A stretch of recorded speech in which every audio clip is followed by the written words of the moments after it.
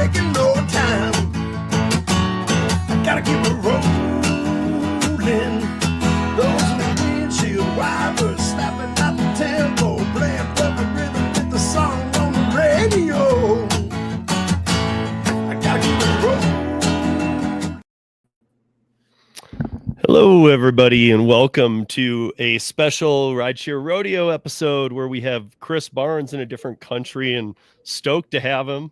So glad that he made the time, and we talked about that he would be there. We knew this ahead of time. Before we jump in, I do want to say we don't have Chris for hours and hours and hours. So if you have questions, please put them in the chat. And if you have specific questions to you, but it's best to email the team. But if you think they're relative to all drivers, please put it in the chat. But specific ones that are like to your case might be best handled through an email. And I guess Chris probably has a good email to provide you guys, or you probably know how to get in touch with the Dlivrd team. But if you aren't on Dlivrd yet, you're going to learn something here today as well. And luckily, you'll learn it from the new standpoint, which is why I asked Chris if we could do this, because things have changed a little bit over there. So, Chris, I really want to thank you for your time, especially given that you're out of country and you're in a little sound box. Chris and I were doing some sound testing before. And it's okay, guys. It's going to sound good, but he's definitely in some type of echo chamber. So, but it's not bad. So, thank you, Chris, for making the time. Yeah, thanks, Steve. I'm out of the country, but I'm not on vacation. I am in our Colombia office, the country of Colombia. So our support team is in Colombia. I get the honor, to come here periodically. It's fun, although it's work. I think tonight will be the first time that I will be either not in the office or at my Airbnb. But I am in like a very small box right now. Wait, so the whole support team in Colombia?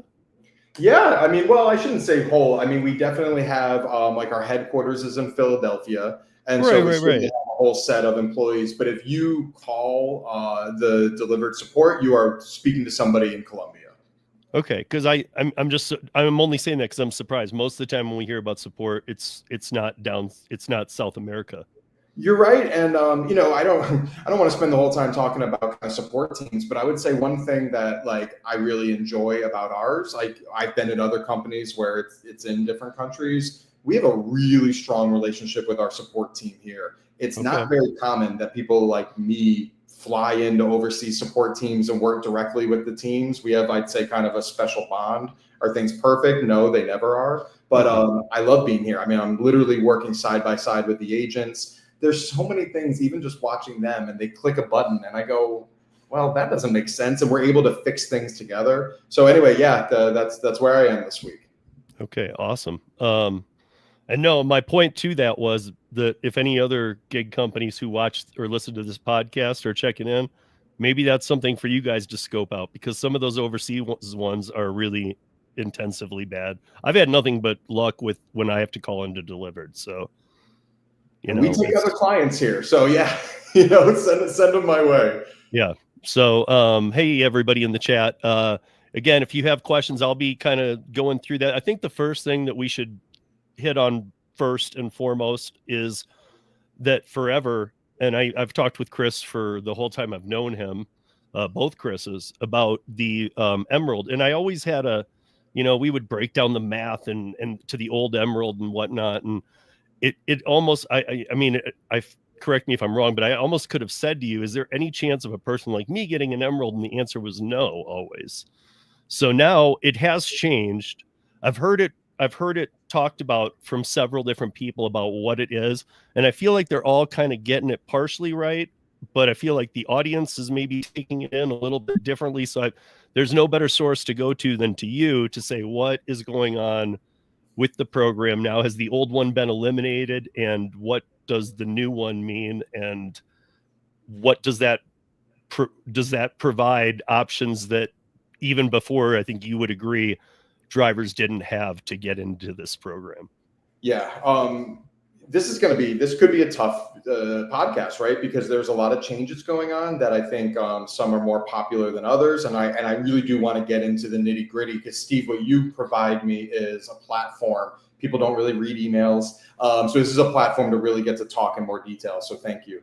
So there's kind of two things in play to talk about. There is the concept of the Emerald status. And that's when you open up your app and now you see a number associated with that, and that's already live, and we can talk about that. And then there's the Emerald Elite program. Any changes to the Emerald Elite program are not live yet. They will be going live July 1st. And the reason that they're not live yet is that historically we have promised the Emerald Elite program on a quarterly basis. So anybody who is in it today, I mean, they were essentially promised the current settings until June 30th, but July 1st is a whole new world. And so that's where it's going to begin. And that's very soon too. It's very soon. It's very, very soon. And, so what we're going to talk about obviously impacts all of our drivers, but you really have two pools, right? You have 90% of our driver pool, let's call it, that was not Emerald Elite today. And to your point, many of them felt like they didn't have a path to get there. And, I think that is true to varying degrees, but like certainly true in certain markets. In our Austin market, it was 1,000 deliveries. That's really hard. So I think for 90% of our drivers, and we'll go through the details, but I think this is a whole new world where there is a real opportunity to earn your place, on the status. And I think that's really awesome. I'm really proud of that. But there are 10% of the drivers that have been with us for a really long time, that a lot of them I know personally or that I've dealt with for a long time, that I have personal relationships with, where this could be negative. It could be negative in terms of maybe their Emerald status is not as strong, or maybe in the market there's going to be almost new competition. Again, we'll talk in detail. We're not doing this to go out and try to hurt anybody. But the truth is, I think this is a move that had to get made at some point. Like at some point, we had to level the playing field a little bit and let performance really be the top contributor. Mm-hmm. Just one other note, again, we'll get in more details, but if you're in your driver app and you go to the My Stats page, at the bottom of that page, there's a link to a website with an FAQ. Mm-hmm. I'm trying to keep it updated. I probably have some more changes that are going live. But for example, there is a question on there, what's Emerald Elite and how do the tiers work? The tiers are listed there. It goes live July 1st. Again, I'm going to be improving this page probably even tomorrow to have a little bit more detail. But if somebody's listening to this and they're saying, yeah, but what are the tiers anyway? Go to your app at any point, click that button, and that's got a bunch of FAQs in there for you. Okay. And I also remember that what you were telling me when we talked last week was to not to ignore, but the lifetime stats. Just you guys, that has no bearing. Stick with what's on. Stick with what comes up. That's what matters. Yes. The other one's just for your own knowledge. Yeah, I know. Maybe, you'd even make an argument, maybe we shouldn't show it if it doesn't matter. And when I say matter, when we are talking about Emerald Elite program, it is based on your recent orders, and most specifically your most recent 30 orders. So why do we show lifetime anyway? I don't know. It's kind of fun. I think it's just kind of fun to have it in there, but it's just there for your knowledge. And I'd say like, it's also still just your orders from 2024 on, but it's just recent that you should be focused on. Okay. So the new metrics, we have, one of the ones that concerns me, I know you say places third in that list, and I know Chris Heffernan is very much for this. I used to, and I think that a lot of people will relate to what I'm about to say here, is that at 2 p.m. my time, I'm in Mountain Time, I would get all the delivered orders that would be coming through for the next day between like usually 2 and 2:30, might extend past that. Now I'm seeing them 2 to 2:30, but I'm seeing them at 4, at 8, at 10:30, at 3 in the morning. And those now affect my stats if I don't respond. So I'd asked Chris, well, so remember the blocking time, can I go in there and turn off the block times? Well, that's just turning off times that you could deliver offers. It's not turning off times that you would So where are we with that? Yeah. So you're talking about the response rate. And the response rate is a measurement of how many orders you respond to. So first off, like you can reject, like rejecting that will actually help your stat because it's not a timeout. But your feedback, Steve, and maybe I'll summarize it. I'm going to church at 7 o'clock and I'm turning off my phone. So why am I being punished? If I know that that's my intent. And obviously at the moment, we don't have a solution to that, but we will. And so what I want to first off say again, is this all perfect? No. Are people going to be upset about different things or have different opinions? Yes. But I do take feedback. We take feedback and we try to make changes from it. I've got a team of beta testers. I would hope that they would attest that a lot of their feedback has actually gone into some of our changes. What I got approved from Chris, Steve, and now I need to actually just get it done, would be almost like a snooze button in the app. So not necessarily a chart of like like a calendar, kind of maybe what we talked about, but just just to bring people up to speed, I suggested to Chris that there was like that you could block, like, okay, I don't want to receive offers for delivered after between 8 and 4 a.m. or whatever, and it would be in time blocks, but. Which makes sense too, right? But I think in the end, it's more likely you're going to see almost like a snooze button that says like not available for new offers. And we're going to do it because again, I think that makes sense. My argument back right now, and I know this people aren't going to want to hear this. Response rate's relatively low in the algorithm. Like on time to pick up is so much more important. But what I love is, people are competitive. People want those scores up. And again, obviously, because you want more orders. So we are going to make a change to make it easier to say, hey, Dlivrd, I love you, but don't send me an order right now. Yeah. Yeah. Or, and I like that toggle idea too, because maybe, I don't know, maybe that day I just picked up a big job. It's going to take me the next 6 hours. I'm going to be on the road, and I definitely don't want to have orders coming in when I'm on the road because we know that's distracted driving. I don't want to have to pull over within 3 minutes to hit that 5-minute zone to be able to decline it. And I don't want to do it while I'm driving. And I think you and I can both attest to the fact that a lot of drivers are going to do it while they're driving. We don't want that. Yeah. So I think it definitely passed the common sense test. Yeah. So what do we have otherwise? We have the number of orders that you do. We have the on-time factor, which is I have never been late once to a pickup, but I have many times been early to a drop-off. And I was talking to Chris about this. It actually dinged the crap out of my score. And my thought to him was that, like, listen, if I have the food in my car and it's hot, if I'm the place that ordered it, I want it. And all these places that I've ever walked in, I don't walk in with the food if I'm early. I walk in first and I say, hey, I have a catering order. It's scheduled for this. I just wanted to make sure if there's anything I should know. And they always say, yeah, bring it in. So they are saying, bring it in. But you guys are saying, don't bring it in. Well, I could go on and on all of these. Well, I just don't want people getting their score dinged for it. Well, we're not necessarily saying don't go in early. And what I mean there is, if you have a large setup and you're in the parking lot, walk in 25 minutes early, if you think. But we are saying don't complete the order early. And, again, like, we're going to talk a lot about different items, but something that like I do want to say I'm really passionate about is the accuracy of these measurements. We'll talk about it, but like I'm passionate. I go nuts. I study them. Like they need to be accurate. But I think that there's going to be a lot of people who may say this isn't fair. And I take that seriously too, but I'm slightly less passionate.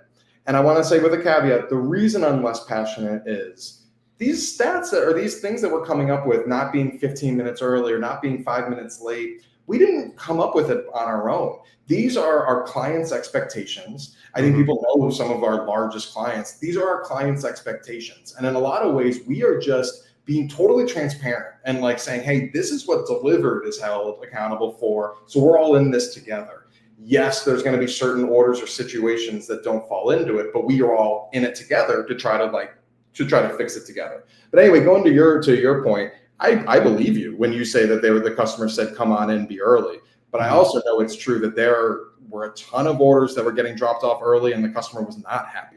In fact, I think like that if somebody like from Easy Cater was on here, I think they would attest that sometimes customers are almost more angry for early because now they have food sitting there and it's embarrassing and blah, blah, blah. So where I'm going with it is the main thing is the swipe, is getting that picture in and swiping it. So if you're too early, I'm not trying to say game the system, but if you walk in early and you set up, then get to your car and swipe it. Because again, somebody might pull up that order 6 months from now and they don't know what the customer said to you, Steve. They just know you swiped complete early or late. And I'd say the same thing for late. You know, like if you have a really large setup, I am okay with you taking a picture when maybe the setup's mostly complete and taking a picture and swiping complete, but you're still talking to the customer. You're still doing those final touches. Like get it in as soon as you can. And then, you know, like, cause that's going to be the timestamp that people are going to see later. But yeah, Steve, I mean, again, I believe you when I say they're okay with being early, but we can't be more than 15 minutes early. Well, and you talked to me about that and I get that. And so here at the same time, though, I remember I wanted to mention that you guys do not want pictures uploaded. It's an option, but you prefer it through the app. Obviously, you want the stamp through the app, all that. But sometimes we hit a zone that has no cell or one cell. And even those of us that do it know one cell isn't going to upload that, right? So you're better off just taking the picture. But that's not the solution either. So if I'm like the other day, example, I had a 26-story delivery. It was a good paying one, but I got there. I would have been late, but if they give me one of their big, like huge roller carts, and it's one of those, you got to get a security badge and all this to get up there. So you've really spent all your time, you get up there and now you're at the end and you're going to be late.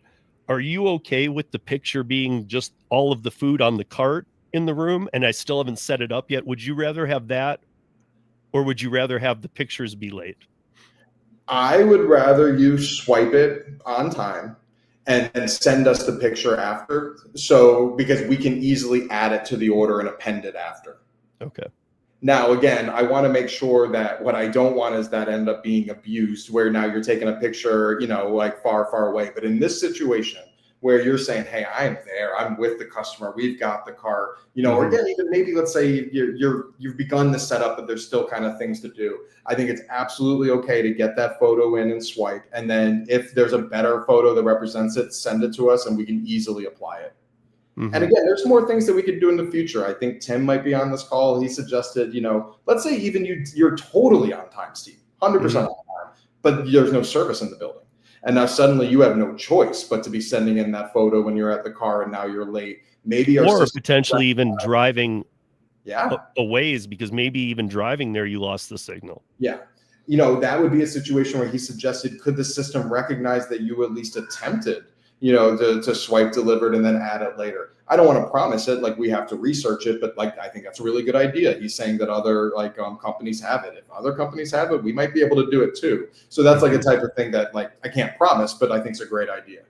So there's a couple other questions that I've flagged already, but this one seemed to come up in this. And what's the difference between it sitting there early versus sitting in your car? Are you talking about sitting where? Sitting in the delivery?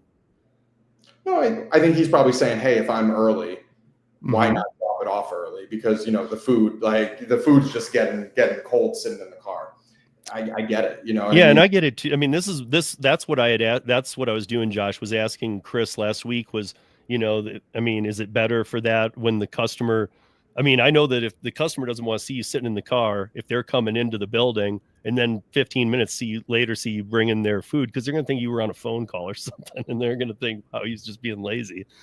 But then there's the $2,000 orders too that really can't be done in that exact window.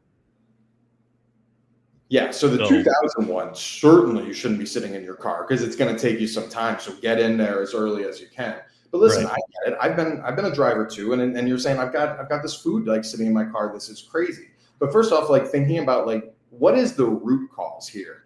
If you got there so early, you must be more than 20 minutes early now, right? Clearly, you had a bad pickup time because like that means like there was like too much padding in there. And so first off, that's like the first root cause is trying to fix that so you don't have that situation again.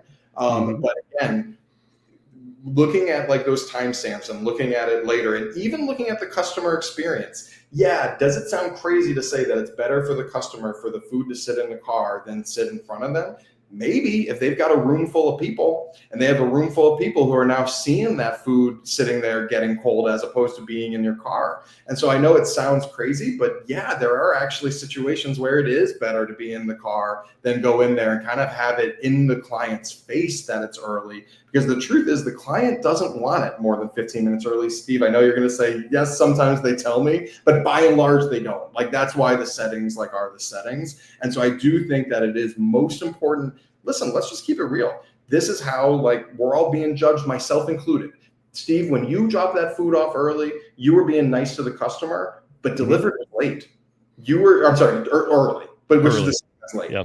Your Dlivrd was not on time for your orders. And I know your heart was in the right place, but actually like my stats got hurt every time that you were doing it. But what I'm trying to bring to the table now is your stats are my stats. Like we're together, baby. So yeah, it's just the server in me. It's just the bartender in me. Like totally. in fact, the kitchen saying, get this food out, man. And I know it's always best to do that. Get the food out, get it to the customer right away.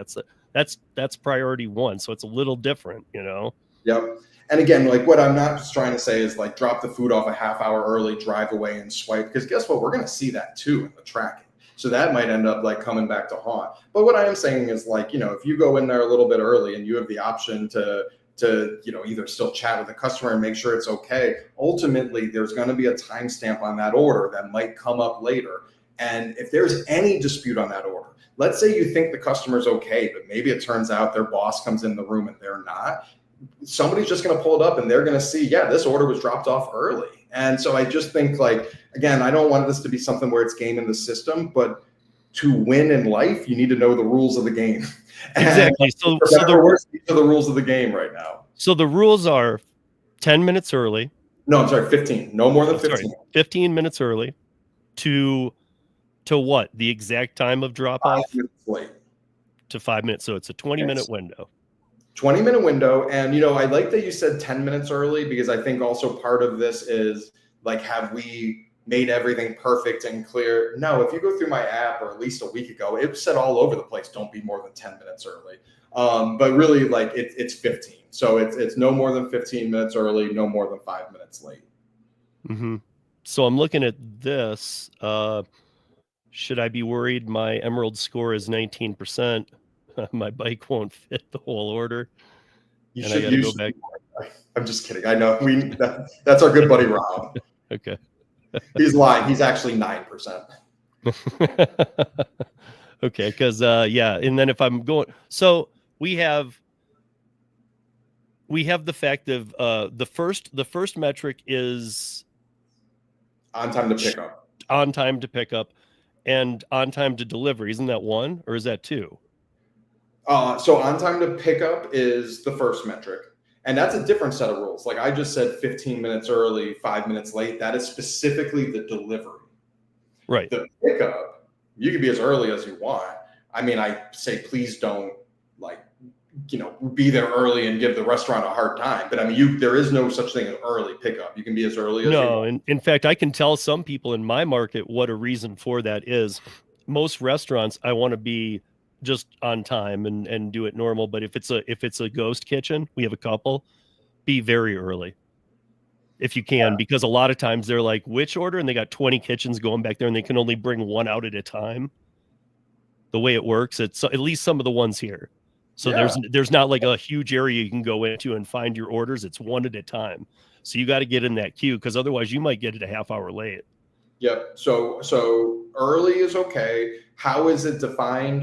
For the delivery, it's about swiping complete.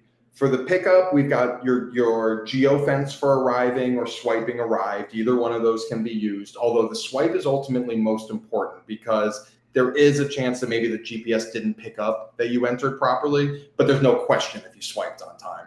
But both of them apply to it. But for pickup, it's just you need to be exactly there on time or early. You can be, once you hit 1 minute late, that's late. I would even say that even that needs to be looked at. I mean, if you're walking into the pickup 1 minute early, it's real hard to be leaving on time. But nonetheless, the rules are you just need to be no more than 1 minute late to the pickup. And the pickup, on time to pickup, like you want to improve your Emerald status, be on time to the pickup. It is by far the most important piece of it. It's more than double how we wait on time to delivery. As we make more changes, it might even be worth more than that in the future. Does that make sense? Well, on one hand, no, right? Because like ultimately, who cares if you were late to the pickup if it was on time to the delivery? That's all the customer cares about. But the reason that we are so much more passionate about on time to pickup is that we are aware that there could be outside factors that make the delivery harder. And there's factors for pickup too. But it also might make your team scramble as to, wait a minute, even though we got him on geolocation, is he going there? What's going on? Why is he not in there yet? And do we need to send another driver? I mean, all of a sudden you guys kick into high gear. I get that. I mean, it's not a W-2 job, but I think all of us have had one. We all know that 5 minutes early is on time. It's what I mean. If you weren't taught that, you were just taught differently from me, because I was always taught, show up, never be late, and that always meant be early. I'm going to say something that sounds really stupid, but when the drivers are on time to the pickup and the restaurant is on time with the food, we are on time like 95% of the time. And I know you're going to say, like, obviously, but like life is kind of that simple. Now, obviously, the restaurant is a big piece of that puzzle as well. But like, there's so many different things that impact delivery. But sometimes it is as simple as the driver being on time, the restaurant on time. We've got a really good shot. Somebody's going to type in right now, that happened to me the other day, and the customer took a half hour to come downstairs. Yes, I do acknowledge there's going to be these outside, but by and large, if you can show up on time and the restaurant's on time, we have a great shot to be on time. There are a couple exemptions that kick in automatically. If you accepted the delivery for the first time within an hour of the pickup, you are on time to the pickup, like no matter what. So this means like last minute you picked up this order, right? And or maybe from you're the doing open board or something. You're across town. But there is a problem. So we thought that made sense, right? But we didn't apply it to the delivery. And there's a good chance you might be late to the delivery. So I think by Friday, maybe early next week, I'm going to have it fixed up where it applies to the delivery as well. So now when this Dlivrd support team from Colombia calls you and says, hey, can you help us with this order? They're going to be able to say, listen, you're going to be on time like we promise you, and so we're going to make that change. That came from feedback, great feedback. So that's one exemption. And then the other exemption is that if you are on time to the pickup and the restaurant is 15 minutes late or more, meaning you've left the restaurant 15 minutes late or more, you are considered on time to delivery. Now, again, hopefully that doesn't mean that you stop at McDonald's and Walmart and others. There's a bit of an honor system in that. So again, it's not perfect, but those are both exemptions that exist like automatically today. So we have we have this too. And I can relate to this one. Like, we get a lot of hospital ones here in Denver. Hospitals can be a bear. I mean, like, you still, most of the windows are 25, 30 minutes from pickup to delivery. So like, if you're picking up, you pick it up on time. Hopefully the restaurant's on time. You pick it up on time, you leave, and you get there. You got to find parking. You got to pull your cart out. You got to get into the right building. All that stuff. I mean, that can be a hindrance. Are we annoying support to reach out to say, hey, don't ding me, or I'm busting my tail here? Like, yes. So are you annoying support? Maybe you're not annoying them personally, but they actually don't have the power to override it. And so like that's the part where you might not be annoying them, but you're not like you're not solving the problem. So I'm going to mention, I really, really try not to say the word Easy Cater on here because I don't represent them. I love them, but I'm not a representative. I don't work there or any of this, but they have given me the permission to use their name and what I'm about to say. They set the pickup times on their orders, not us. We used to for a very long time, and then they took it over. They absolutely do a better job than we did. Why? They have more data than us. They have more resources than us. They're probably smarter than us. But are they perfect? No. And as they get more data, they're able to improve things. But the part where they wanted me to share, they definitely have some really cool upcoming like upgrades, optimizations coming, leveraging more, obviously like pickup is in a lot of ways focused on the drive time. But as that question just said, who cares about the drive time if it takes you 30 minutes to get through security and get to the door? They've got some really cool optimizations coming that are more about how long it takes on a per address location and using historical data to improve things. Will it ever be perfect? Again, I can't say no. I can't say yes, but I do think that you're going to see some improvements there as well. Again, somebody's going to say right now, well, what about in the meantime? Like, this order was unfair. And again, I'm going to give probably the answer that people are going to hate the most. I don't have an override for you. I don't have an override for me. I was late to that order too. And so that's where I don't have a fix today, but I'm trying to either look at our own systems to fix bugs or tweaks or things, or working with our partners to make sure that they're using data to improve things in the future. And that's not going to be a popular answer, except that like all I can tell you is I swear we're in it together. I was late on that order too. And if I'm late too many times, I might end up with less orders for all of us. So I'm very motivated to work with my partners, work with my systems to fix any of these situations. So even Tim here saying, same thing we already talked about before you came in. What's up, Tim? That if you don't have a signal and you get out back to the range and you upload it, you're still going to be dinged. What is your best advice? Is your best advice just do another 30 and push it out? Well, or is there any line of recourse that is something you advise? No, I mean, like, so again, I hear you say like do another 30, and I recognize that that's probably what I'm saying too, and I know it sounds bad. But I think first off, like as much as people are focused on the one-offs, I'm quite confident that the majority of orders don't have this, and by and large, the drivers that are committed to being on time have awesome scores, and the drivers who are not don't. I really believe that, but I do know that 95 compared to 94, like there's big impacts here. So I recognize that.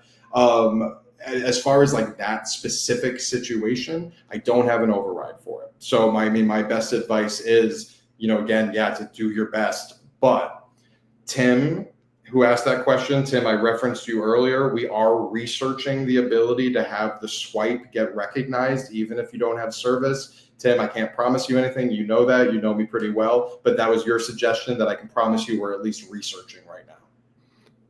And to Josh's point here, Josh, I can tell you, I live in Denver, man. I have a great plan. You'd be surprised how many areas in Denver I have no signal. It's not the phone, it's the elevator. It's the, it's the location. Like hospitals are a great example. Hospitals almost are like a lead box. It's very difficult to get a cell out of a hospital. But so I was seeing a couple other things here. So there was so this is Gigan. He's in Minneapolis, and he's saying that multiple drivers don't seem to be getting update emails. Do you know anything? I don't even know anything about this. Do you? Yes and no. So like always, emails are tricky always. We're using bulk emails, and people either goes to spam or like different things happen. Or even this, I'm not saying this happened to this driver, but sometimes people clicked on unsubscribe from 100 days. They don't even realize it. But where I'm going with it is email has been a really inefficient way for us to communicate. And so this is going to sound crazy, but we're actually kind of getting away from emails for a lot of this. So like where I'm trying to really take things, like thinking about like even this one, I've got this My Stats website. I really almost wish we were taking this call tomorrow, because I met with the marketing team today and I've got like a bunch of changes that'll be live in there tomorrow. So check out the page now, and I promise you it's going to be even better tomorrow in terms of having more information. But the way I see it is that I want to drive people to pages like that. So it's not just one email, but it's a page that's like linked from the app where you can get information that's there. Then I want to use the driver portal, which we're going to make improvements to, but to have announcements and say, hey, this is happening, like go to this page for more information. And then use push notifications to drive people to the announcements in that website. So as far as like that individual question about an email going to spam, you'd have to reach out to me. It's drive@dlivrd.io, but I hate to say it, like, I don't always know why an email's going to your spam. It's a lot more complicated question than it sounds. But what I'm saying is that I want you to go to this website because this website, that email is going to be outdated a week from now, but this website I'm going to be updating live. So will there be like little alerts in the, even if they're not like in your face and you need to touch it to get it off the screen that say, hey, there's some fresh information? Yeah, for sure. I mean, at the very least, like right now, you probably got a push notification today that was more about the pay card. And so then it said, go to your announcements page. Well, if you go to the announcements page is sending you to the pay card website. And we're like updating that to have more information. And I think that's good enough, like leaning on push notifications. But a future feature I definitely would want would be that you open up the app and you almost get like a pop-up right there. Mm-hmm. We have a lot of things we want to do, Steve, and I think, we're not always the fastest. I mean, technology is slow, but we've kind of said, should we just have kind of our own email? So like there's like an email in your driver portal, but like it's not email. It's not going to your Gmail, but it's your like Dlivrd email. And like you have like a chat. It's like a chat. Yeah, or like an intranet kind of. And that's definitely something that we're looking at too, because, again, to the question of why is it hidden in the spam? And I gave a pretty crappy answer of saying, I don't know. Like, it's the truth. I really don't know. There's the spam part. There's a million reasons why I could. Yeah. And so that's why it's almost like we're looking in the mirror and we're saying, and I know this sounds crazy, but I'm like, it's 2025. Is email outdated? And like, is there like a better way of getting this information out? And again, I hate to say this, but it might be the .io that throws it to spam. Totally. Well, yeah, or even on top of that, do you know how many people say they emailed me and then I pulled up and they emailed Dlivrd.com too? Exactly. And again, I want to say like the email that I'm asking people to send emails to, if you have a personal question, it's drive@dlivrd.io. I mean, I don't think Chris Heffernan would be happy for me saying this, but there's probably 5 different reasons somebody's going to type that wrong. So like, but I do want to say it again. It's drive@dlivrd.io. But where again I'm going with it is like we really are trying to diversify away from email more, so that I mean it'll always have a place, but we want to like get the information out in more ways. And again, Steve, I'm kissing your butt, but this is one of the ways too. I'll go on podcasts periodically, and I get the word out here more than. We get to talk in depth. How much can I actually talk in depth in an email? This is like such a great opportunity. Yeah. Yeah. And so this question's coming in and I'm not going to, just like you didn't want to mention Easy Cater, I won't mention the name of a specific one, but I get ones that actually go the other way. I take an order that the subtotal is such amount. And a lot of you might know which one it is immediately, but you get there and it's only like 1/10 of it the next day. You're still doing the order, but it's like, instead of $150 worth of food, it's like 18. Like they still have the order in. You're still doing it for the same pay. But I think she's asking, why would it increase the subtotal after you've accepted it? Yeah, I've never had that happen, so I don't know. I mean, it certainly could happen, and it would be that it's coming from our client. So our client sent us an update, probably from like their technology that's changed the subtotal. I could understand that, especially if you're saying, you raise your hand and say, I can't even do this order anymore. Like I don't have the bags for it. The unfortunate thing I'd say is a lot of it just happens automatically without me realizing it. Like a client can basically from our integration send it through and it just will update on its own. But I would say that that's definitely something to reach out for if there's a situation where you like legitimately cannot handle the order anymore. And the team can work with you to kind of get that worked out. Gary's kind of agreeing with your sentiment, and I was agreeing with it too at the same time. Because, but Gary, you and I are kind of old, so that's the example. Yeah. So again, I think I was forgetting one of the metrics, and I'm not sure why. So I'm pulling up my account right now just to make sure. Because I mean, this is very different from the old Emerald made it so that, for those that don't know, I mean, I know people that were even doing a ton that couldn't have got into Emerald. So even though it's changed, no matter what you think of it, it has changed in a way that allows you to get to Emerald. So on time pickup, then on time delivery, and then the response rate, which is saying yes or no in the 5-minute window. Yeah. Now, is there a percentage that goes to each of those?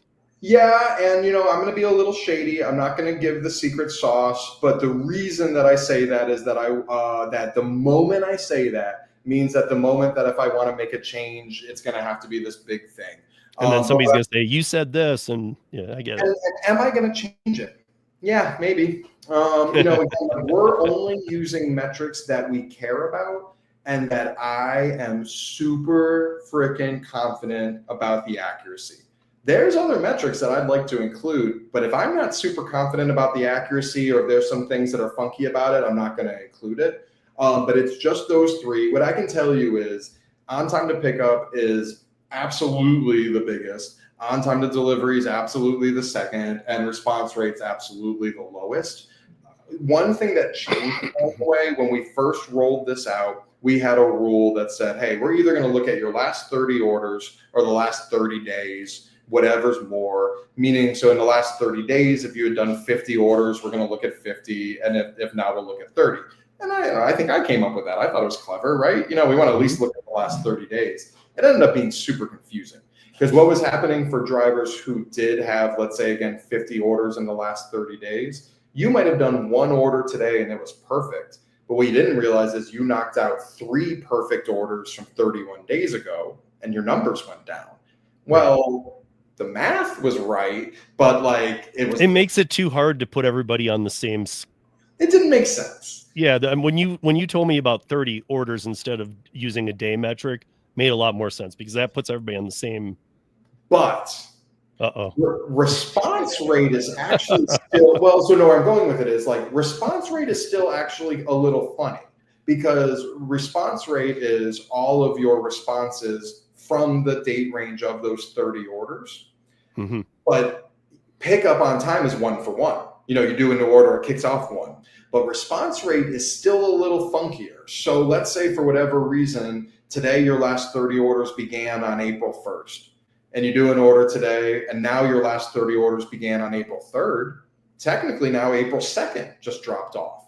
And for all we know, you had 20 offers on April 2nd. You responded to them all. Now it's gone. Now your response rate went down. The math is totally accurate, but it's a little confusing. So I actually don't have an answer to that one yet, because again, the math's right, but that's definitely one that I'm looking at a bit more. But I wanted to throw it out there as that is still a funky thing with response rate. I'll have somebody reach out to me and say, "What? I just did an order and my response rate went down." I go, "Yeah, but what you did is you shifted the calendar of your last 30 orders." Right, because you bumped number 30 off with the new number 1, because you're constantly bumping 1 off. Exactly, and you're bumping off, and again, you're bumping off 1 on time to pickup. That makes sense. 1 on time to delivery. That makes sense. But you might have just bumped off 30 order offers. That's harder to understand.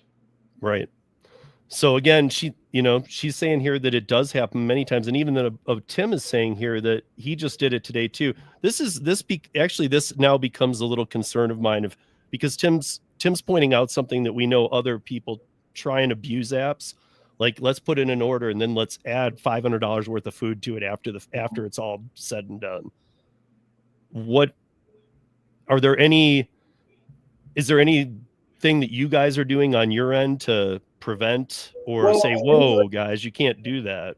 I think there's different orders to talk about here. So I think the first set is the relish orders. And again, not to bring Easy Cater into it, but the relish is obviously a pretty large set of orders. Those absolutely do change often. So first off, I kind of want to segment those because those change often. That was the one I was referring to, by the way. Yeah, and again, I have to say it I'm saying I'm have to say it just from accuracy though, because again, if you have a relish order, you would see in there, even in the offer order, it has some details about it. It tells you it changes, but knowing that it changes, we have logic in there that at least your tip would never go down.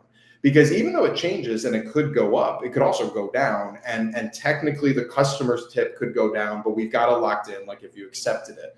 For non-relish, and it could be anybody. I'm not going to name any client. We don't have rules for that. Definitely the client can change it because again, the customer changed it. The customer ordered more food. Now, in many cases, the customer also increased the tip, but in some cases they didn't.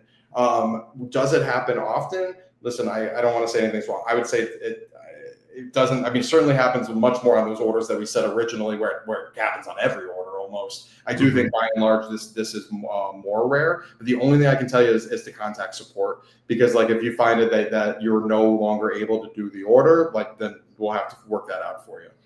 So I do have to ask this. So this is kind of important. So when I recently did one at one of the ghost kitchens, and it was about 20 minutes late. I contacted Dlivrd. I did what you're supposed to do, and they said no problem, we're taking care of it. And I believe they did. I mean, I don't think the score, I didn't look at the score if it was already launched or whatever, but I don't think my scores, they said you're fine. But at the same time, the company, and it's out of LA, I don't want to name a third company, but it's out of LA, and they were contacting me. What are you doing? And what do we do in those scenarios? Because my thought is I don't want to respond to them because I'm working for Dlivrd. And just to make sure I understand, you were at the restaurant, but what, maybe they called you after they left, or was it maybe... I got to the ghost kitchen, there's a huge line. I checked in. I had to wait 50, and actually in this case it was the restaurant. It wasn't the line of people. The restaurant did not have the food ready for about 20 minutes late. So I contacted Dlivrd. We were all good. During that same time, the catering company from LA is texting me too. So they have my information. They're texting me going, what are you doing? Why isn't this delivered? And I'm not sure what to do there. Yeah, that's a good question, because I'll tell you, like, depending on like how the integration works, they could have that information, but we really try to have the clients not reach out. Now, kind of twofold. You reached out to support to tell them that you were late, but my hope would be that you didn't have to, because again, as said, if you were on time to the pickup and 15 minutes late to leave, you would have automatically been okay. That's great that you contacted us, but like you would have already, like it would have already taken care of itself from your Emerald status, which is not there's also the customer, right? We want to make sure that the customers. I mean, I was late to the delivery too. I mean, it made the whole thing. Yeah, it wasn't as simple as taking a lot of these that are just on the outskirts of town. This one had to go to downtown. Yeah, made a whole new problem. Things to worry about. There's your Emerald status, and then there's the customer. Your Emerald status would have been fine. It would have automatically taken care of itself, but it is still good you contacted support, because we want to give good support to that customer. So you're totally right. You did the right thing there. My best answer for you though is that client shouldn't have been reaching out to you, especially. And that's what I was wondering. Why do they have my information? Well, I mean, they have it because like there's kind of some visibility in like our dashboards, that includes that. And again, like there are situations where maybe they're not getting a response quick enough from us, or even as much as I'm saying I don't want clients to reach out, there's definitely times that they do, and they give information in a lot clearer way than our team. Like they're saying, hey, this is exactly like, you know what I mean? They've got like the real good information. They're calling for good reasons. But the best I can say is that, like, yes, they do have access, but we try to work with them to not, because the other side of it is, if for whatever reason they tell you ABC and the order goes wrong, we have no transparency on what they told you. And you're going to say, they told me this, and we won't even know if that's true. So we definitely try to work with them to not make the contact, but depending on the integration, the information is available to them. Yeah. So, and then this came up too. And you guys, if you guys have any questions, get them in here, because we can't take up too much more of Chris's time. But this is, I get hit on Dlivrd because of restaurants being late and GPS pin maps off. Are you talking about the geofencing of showing up? Is that what I'm a little confused by this, because we all deal with this. I mean, I deal with this on other apps too. There, I'll use Curry as an example. Curry will sometimes say, "You're not on your way to the pickup," and I'm at the pickup picking it up, and I'm like, "Really?" Because I'm here. Like, Yeah, I mean, as far as the restaurant late, kind of as mentioned, there's the 15-minute rule, but is that perfect? What about 14 minutes? What about 13 minutes? So I get it, and we're still trying, but again, like, not to like shift blame, but 15 minutes is what I'm held accountable to. So that's why I didn't make it up out of the sky. That's what I'm held accountable to. But I get it. Like, we definitely want to talk about 14 minutes, 13 minutes. I'd also say at the same time, though, if we were considering maybe moving that to 10, we probably should move the pickup to where you have to be 5 minutes early. Because there's kind of a yin and yang to that. The GPS pin, that can mean a lot of things. I mean, maybe that means that when you navigated the order, like it's sending you to the wrong part of town. or maybe there's the wrong address. As far as the navigating, like I do want you to be able to trust the navigation system, but as like a professional driver, we also have to be somewhat responsible and aware of our town to kind of like validate, like I always joke around. I don't want to like make fun of anybody, but there's that episode of The Office where Steve Carell, he drives into the lake because his GPS tells him to. I've talked about that same thing. Yeah, exactly. Like I still want to make sure that people are being aware. But let's say the address was wrong. Like let's say it was completely wrong. That is an example right now where I don't have a good answer for you right now, and I'm recognizing there's going to be people upset about that. But except that like that I'm in the same boat. Like I'm late too, and so we're just trying to work with the clients to make sure that doesn't happen. But for the GPS, and I know somebody's going to say, "What do you mean I can't trust your navigation system and it had the wrong pins?" I just want to say it clearly. You just said it's Steve Curry. You shouldn't trust any apps like pins 100%. Like you have to still kind of like almost double check what you do before you go. And I was going to say, at least you guys have people you can call to. I know they can't fix things, but they can note it. Yeah. To this comment, I think I can answer it for you if I do it wrong. But guys, not every market, Chris has told me this many times, not every market is going to have daily offers. It just is. It is what it is. Maybe I'm reading this wrong, but I'm reading this as why am I not seeing more frequent offers? And it's your market. You can't make people order catering. It's the market. And then I also want to just like, I didn't totally understand the question, but the last part of it says act like it's full time. I want to say very strongly, I don't think that Dlivrd at all thinks that our drivers are anywhere close to full time. Right. We know that we are likely a supplement to other gig work. I mean, catering orders are by and large almost 11 to 1, and that is it. With a caveat. But my point being is like I would never suggest that Dlivrd is close to full time. In fact, I think that your best bet is finding some things here, finding some things there, and then using us strategically in your day. And then to his original point, if you're not getting orders at all, well, then obviously that doesn't work either. But and I do think that your answer there about the market kicks in. Steve, I was on your podcast. This was a long time ago, and there was a driver who was complaining, even saying, "Hey, I'm Emerald, and I still like barely get any orders."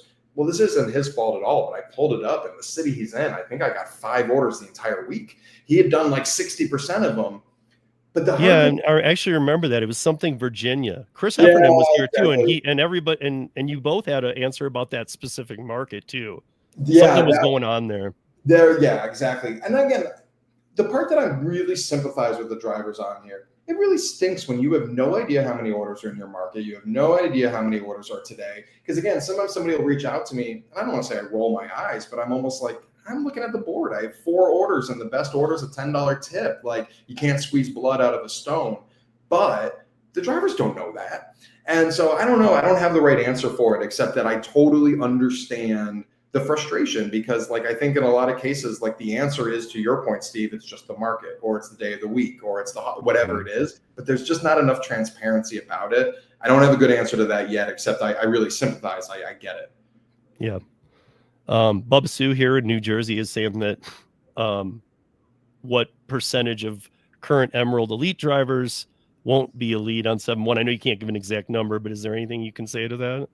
I can't give an exact number, but what I can say is that like if we had rolled this out 6 weeks ago, it would have been highly significant. And then every day that goes by, the number is less. And so again, like the part that I certainly can't answer is that July 1st is still 3 weeks away. And I'm really happy to say this, but like our metrics have all been going up like since this has become a thing. And why? Because I really think transparency is key. People, beyond being transparency, like, well, first off, transparency. I think there's some people who had no idea how these stats were measured or even that they existed. So I think immediately that improves things. Then I also think some people are competitive. I mean, like, I know I am, and so like I think it improves things. But my guess would be whatever answer I had today is not going to be the answer July 1st. But I will say, and I'm going to say it with a heavy heart, there is going to absolutely be some of today's Emeralds that are not in an elevated tier on July 1st. And I hate to say it to the people that it might affect. I hate that you'll hear this, but that honestly, I'm happy about this because it's opening up. I've said since the beginning, there's no way to get into Emerald. And so it really isn't I got to say, it just really isn't fair in an independent contractor world that some people got into elite and just their timing made it so that nobody else can get into it. But Steve, the other argument would be that Dlivrd is a very small company. We are not funded like DoorDash is. We started in a guy's garage, basically. We're a very humble company, and there's a group of individuals who have had our back for a really long time, and they may feel like they've been abandoned. And I really struggled with this one because, like, as much as like everything you said is true, part of me says though, but those are the drivers that like I've been with us forever, And so it's like even hearing what you say almost like makes me kind of like go back and forth. But the part where like ultimately I have to look in the mirror, and I do think you're right. It's actually like where I'm at, and then what I hope is that the emeralds that I'm holding on this high esteem and the pedestal, they're going to rise to the top anyway. One just really quick anecdote. I had a very VIP client reach out to me about a week ago, said this order has to go right. I pulled it up. I saw that a current emerald was on it. And my old answer was, you're great. You've got one of my best drivers on it. Then I looked at that emerald and they have like 50s across the board for on time. And I just thought to myself, how stupid am I that I've been saying you have this best driver? And believe me, this is not all emeralds. This is only some. But like, there's so much more than just having done orders. And you know what ended up happening with that order? It was late. And that's just one example. But like, shame on me if I let that be the system that we have forever. Well, okay. So as we run out of time here, I need to ask you this one question. Will there ever be a button or a toggle or something? Like, some of us live in a city where all of the restaurants are in 2 to 3 blocks, right? A small to mid-sized city. Some of us live in a city like mine where most of my delivered orders are coming 35 minutes away from where I am. I got to go to, or 30 minutes away. Maybe it's only 15 miles, 10 miles. It's going to take me a half hour. So is there ever a way that a slider or a toggle could be your minimum order that you'd want to see? Yeah. Like, maybe. I don't want to see anything $20 or less. And therefore it doesn't affect my stats either, and they're not sent to me. Yeah, or would that affect me to the bad? And you guys would go, well, then I don't want to send him any offers. And I don't know. I mean, we would have to look into it. I mean, certainly in a situation like that, I would say like we certainly would want to reward people who are willing to take the bad orders, if you will. It's all theoretical. I mean, we certainly have. But you also, I would think maybe you'd want to reward the ones who are opting out too, because it's data you don't have to send. Totally. And honestly, like, if we're sending you an order that you would never take it for your life, we're wasting your time. I think like where I would say, Steve, is like, I don't know if we would do that or not, but what I will say is that even though we're making this giant change, and I know people don't like change in general, I actually hate change. I don't know if this will be the last change either. I don't think that this is necessarily even the secret sauce either. And I think even going a little deeper to your question started with location and then it went to the slider, but location is still maybe something that we're not totally nailing. Like, I mean, there are situations where I have a good driver who says, hey, I would take anything, but just so you know, that order was right next to my house and you sent me that one far away. And so I think, again, as we lean into emerald status being more important, I do want to still be mindful of location.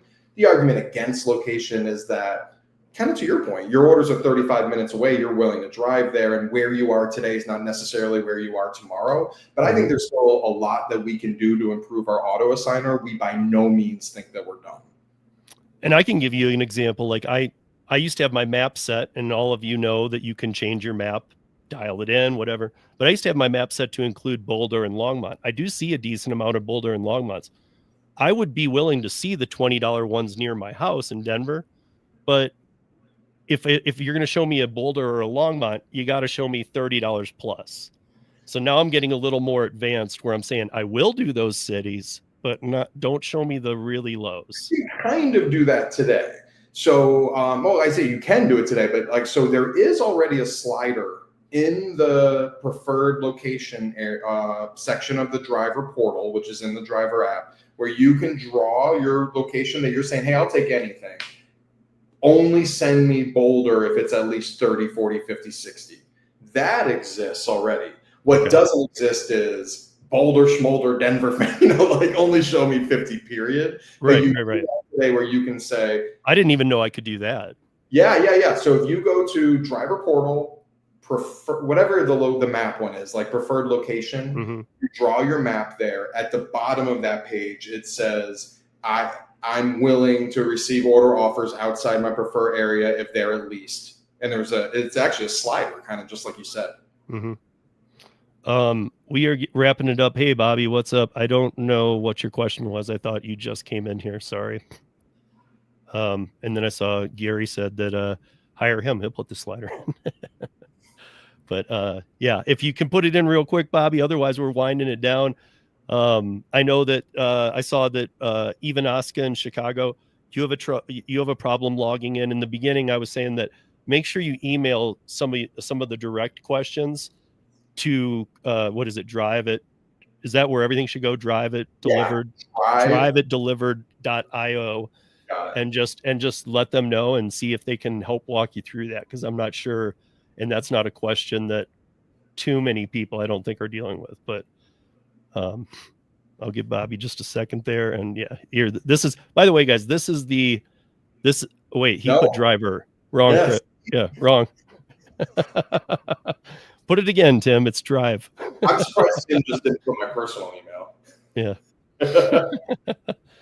But yeah, no problem there, even Oscar. So, that's really all I had. I just really wanted to make sure people understood that the Emerald isn't out of reach anymore. And I'm going to be honest, it maybe to some it wasn't, but in most markets it was out of reach. Okay, here's the question, I guess. My question is, it 25 orders a month or lifetime? You know what? That's actually a fantastic question, because this is something I should clarify. I said before, lifetime doesn't matter. The one caveat would be he's talking about in the future the Emerald Elite tiers, which you can see on the My Stats page. There is like the top tier is you have to have at least a 95, but there is order thresholds on that. That is lifetime. Lifetime with the caveat that that's 2024 on. Why do we only do 2024 on? Because we have old software that's crazy. I don't want to have bad data, but that's actually a really good point. The 25 would be what we're calling lifetime in your app. So that is the one place where lifetime does matter. Okay. And so all that said, like there is still, to be the top tier, you have to have 100 lifetime orders. And so you still have to go out and do a lot, but 100 is a lot more realistic than literally in Austin, it was 1,000. Literally in Dallas, it was 700. Like 100 is still a lot. And you can make an argument that some blah, blah, blah, but 100 is at least realistic. Mm-hmm. No, I mean, yeah, it seems when you do your first one, it seems like a long way off for 99, but when you get to 50, it's a lot closer. I mean, and maybe you can roll through them, but it at least gives you a trajectory too. At least that's the number. Like, and it's not 1,000. I guess be thankful it's not 1,000. But that's really all I had. Do you have any final words here? Oh, I mean, thank you. I think I always kind of end with this, Steve, but like, I kind of echoed it before. We're a small company. I mean, we really are. I mean, I'm really like, we're not that small. We're growing, but like, we're not funded. We're not like DoorDash. And so even when sometimes like, even Steve, like, when you reach out and you want kind of even what looks like a minor change, we have a small team and like things can take some time. But I just want to say that like we absolutely appreciate our drivers. We don't think that we're perfect. We really are trying to improve. And, again, like sometimes if you're saying, I think that this is annoying or this isn't right, I might agree, but I can't just change it all overnight. But really, again, going back to why this call existed and the Emerald status, I do think that we are more transparent now than we were yesterday. I think that we're more united with our drivers now than we were yesterday. And again, I know that the answer sucks when it says, I'm late too, but that is the truth. I'm late too, and I want to get these things fixed too. And I do think that the Emerald status is a step toward all of us being more united. Good. So here's the follow-up from Bobby, by the way, and then I'll sign us off, you guys. So he's saying he has 72 lifetime, but they only start as of January 2024. Yes, but whatever you see in lifetime in the driver app is what's being messaged here. And this 2024 rule basically the entire time of the driver portal, it's that same number. So yes, it's only 2024 on, but it's the number that you've seen either in the driver portal or now in the My Stats page in the app that you've seen for the last year and a half. Yeah. I mean, the one thing I like is that is that you can clean it up over the next 30. If you've slid a bit or whatever, it's like you're getting a bit of a fresh start, Yeah, so absolutely. Chris, thank you for your time. I know you're in a different country, and all of us appreciate your time here. And I know that anybody watching the replay, leave comments not in the live chat, obviously that will be over, but if I see a bunch of comments, that I'll send Chris's way, and I'll say, hey, there's a bunch of comments in there you might want to reply to. Be kind, please. Thanks, Steve. I appreciate the time. Hey, no problem. Hey guys, thank you for joining us, and we will see you back here next time on the podcast. She was just a baby.